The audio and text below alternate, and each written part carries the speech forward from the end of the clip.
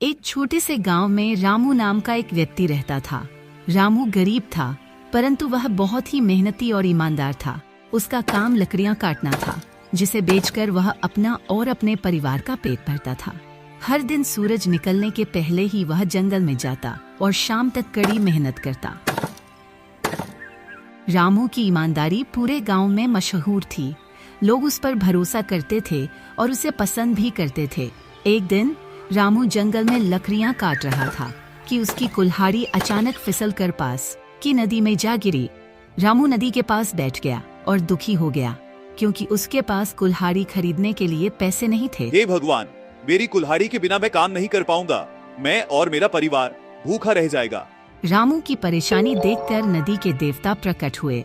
उन्होंने रामू से पूछा, रामू, तुम क्यों दुखी हो? मेरी कुल्हाड़ी नदी में गिर गई है और अब मैं अपने काम के लिए कुछ नहीं कर सकता। देवता को रामू की ईमानदारी और उसकी मेहनत का एहसास था। उन्होंने नदी में डुबकी लगाई और सोने की कुल्हाड़ी लेकर बाहर आए। रामू, क्या यह तुम्हारी कुल्हाड़ी है?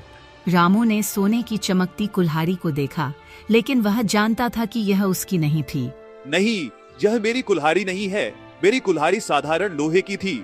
देवता रामू की ईमानदारी से प्रभावित हुए। फिर उन्होंने नदी में जाकर चांदी की कुल्हाड़ी निकाली और उसे दिखाया। क्या यह तुम्हारी कुल्हाड़ी है? नहीं, यह भी मेरी नहीं है। मेरी कुल्हाड़ी साधारण लोहे की थी। अंत में देवता ने उसकी असली लोहे की कुल्हाड़ी निकाली और उसे दिखाया। हाँ, यही मेरी कुल्हाड़ी है। धन्यवाद देवता जी। देवता ने मुस्कुराते हुए रामू की सच्चाई और ईमानदारी के कारण उसकी कुल्हाड़ी के साथ साथ सोने और चांदी की कुल्हाड़ियां भी उपहार में दी।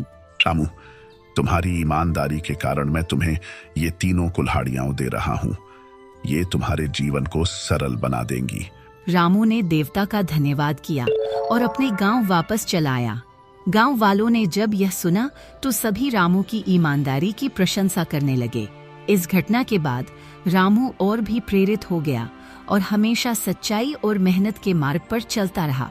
ईमानदारी और सच्चाई हमारे सबसे बड़े गुण हैं।